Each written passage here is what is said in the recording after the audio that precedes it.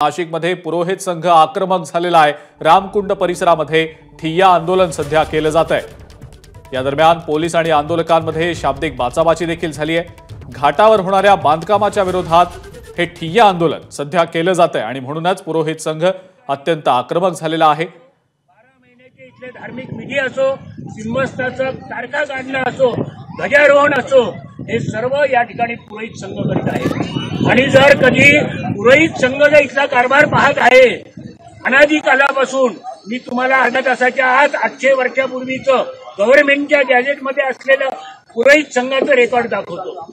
आणि मग असं असताना पुरोहित संघाला न विचारताना, पुरोहित संघाचा विरोध असताना, त्यांना न सांगताना, आणि दुसऱ्या बाजूला कायदा तुम्ही म्हणता असा एखाद्याला जर कधी बिल्डिंगचा प्लॅन काढायचा असता आणि बिल्डिंगची परवानगी घ्यायची असेल तर 12 वर्ष झाले। या आंदोलनाच्या संदर्भातले अपडेट्स जाणून घेऊया। शुभम बोरके आपले प्रतिनिधी आपल्या सोबत आहेत सध्या। शुभम, नाशकात पुरोहित संघ आक्रमक झालाय, ठिय्या आंदोलन सध्या केलं जात आहे। घाटावर होणाऱ्या बांधकामाला आंदोलकांकडून विरोध होतोय। शुभम, काय नेमकी अपडेट? नक्कीच अजिंक्य, नाशिकमध्ये आता पुरोहित संघ आक्रमक झालेला पाहायला मिळतोय। नाशिकमध्ये आपण सध्या जर बघितलं तर नाशिकमध्ये रामतीर्थ सेवा समितीच्या वतीने गंगा घाटावर आरती केली जाते। या गोदा आरतीच्या ठिकाणी रामतीर्थ सेवा समिती आणि पुरोहित संघामध्ये मागील अनेक दिवसांपासून जो आहे तो वाद सुरू आहे। मात्र या ठिकाणी रामतीर्थ सेवा समितीच्या त्या आरतीच्या ठिकाणी त्या ठिकाणी चौथरा बांधण्याची जी काम आहे त्याला सुरुवात झाली आणि या ठिकाणी जे चौथरा सुरू असल्याचं काम सुरू झाल्यानंतर संघाने या ठिकाणी विरोध केलाय।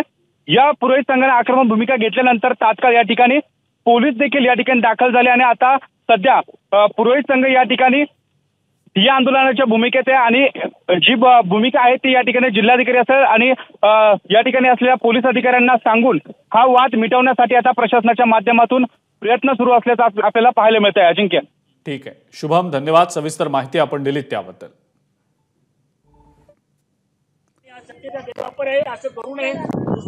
नाशकात पुरोहित संघ आक्रमक झाल्याची ही बातमी आपण सध्या पाहतो।